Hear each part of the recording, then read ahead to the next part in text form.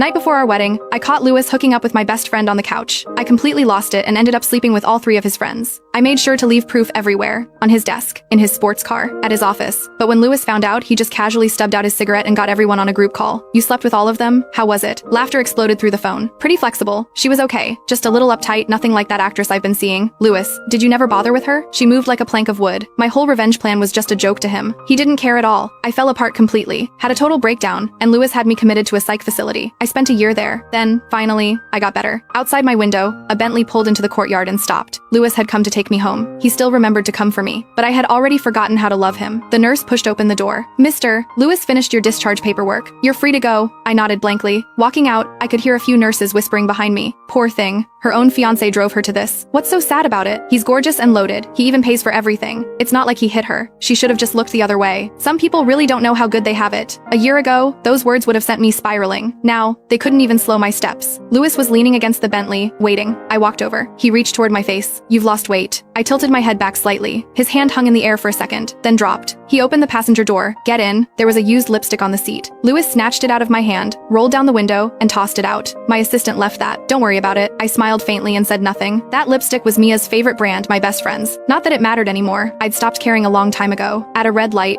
Louis drummed his fingers on the steering wheel, then finally spoke. It's over between me and her. I got rid of that couch, got a new one in the style you like. I had the housekeeper keep your things clean every day. Nothing got dusty. Thank you. I smiled softly. Louis glanced over at me, his expression unreadable. He reached into his pocket and pulled out a small red velvet box. I had the ring remade. Bigger diamond. You like it? I didn't take it. Let's call off the wedding. Louis didn't take me seriously. He just dropped the box in my lap. Enough with the drama. I slept with your best friend. You slept with my 3 friends and you even came out 2 ahead. Call it even. The spot as my wife is still yours. I promised you that. Stop playing hard to get. I stared at the little box and said nothing. Just smiled quietly, bitterly. I wasn't playing anything. I was just leaving. Heading somewhere quiet, a small village, nothing like this city, where my parents were buried. A place without him. A place where it wouldn't hurt. The car pulled through the gates of the estate. Nothing had changed. I didn't go to our bedroom. I dragged my suitcase toward the guest room. Louis stepped in front of me. What do you think you're doing? I got used to sleeping alone at the hospital. I glanced back at the room that had once been ours. I don't want to sleep in that bed anymore. The day I found out about him and Mia, I'd checked the security footage. It wasn't just the couch. They'd been in our bed too, the one he'd had custom made for me. When I saw that, the pain nearly destroyed me. Louis stared at me for a few seconds, then let out a cold laugh. Fine, but don't push it. You always do this, and you always end up back in the hospital. I watched him walk away. The old ache didn't come. Maybe the treatment really had worked. I'd forgotten what it felt like to live and die by his every mood. Late that night, I lay in the soft guest bed, wide awake. After a year on a stiff hospital mattress, I couldn't get comfortable. During that year, Louis never visited once. Fear had eaten me alive. I used to scream and beg the doctors and nurses, threatening to hurt myself if they didn't let me call him. Once, twice, 3 times. He never picked up. Slowly, I went numb.